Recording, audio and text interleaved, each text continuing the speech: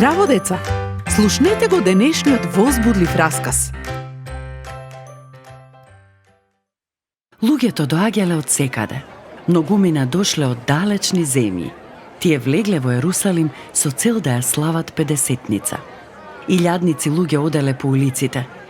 Тој ден, учениците на Господ Исус се сретнале во една куќа за да се молат заедно. Одеднаш слушнале звук на силен ветер. И луѓето надвор ја слушнале бучавата. Што би можело да биде тоа? Се случило нешто. Изгледало како на главите на учениците да има огнени јазици кои стоеле над секој од нив. Што значело тоа чудо? Тоа прекрасно искуство бил подарок од Исус. Тој на неговите ученици им го дал Светиот Дух. Тој не ги заборавил своите пријатели. Преку Светиот Дух Исус е секогаш со неговите деца. Тој е утешител, советник и придружник.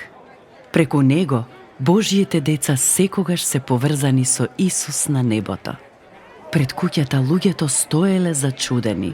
Што значи ова? Пресрекни, учениците зборувале пред толпата луѓе за Исус. Замислете, дури луѓето кои дошле од други земји можеле да ги разберат. Секој слушал како пријателите на Исус зборувале на нивниот јазик. Зборувале на јазици кои никогаш не ги учеле. Исус е тој што предизвикал тоа да се случи. Некој се пошегувал.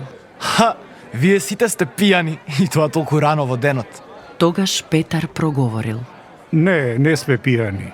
Бог го исполни своето ветување и ни го испрати својот свет дух. Смело, тој уште повеќе зборувал за Исус, како умрел и воскреснал и сега живее на небото. Дали тоа е Петар, оној кој неодамна дури откажа дека го познава Исус? Тој е. Веќе не е плашлив како порано. Целосно е изменет. Преку Светиот Дух, Бог го направил Петар храбар сведок.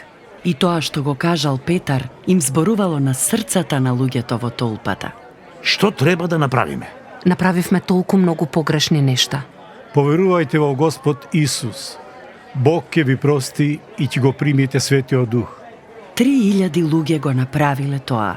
Тие го повикале Исус во молитва и биле спасени. По ова славење на Духовден, учениците имале нова радост. До следното слушање. Ако сакаш да не контактираш или ако имаш прашање, пиши ни на radio7kids@gmail.com. Чао!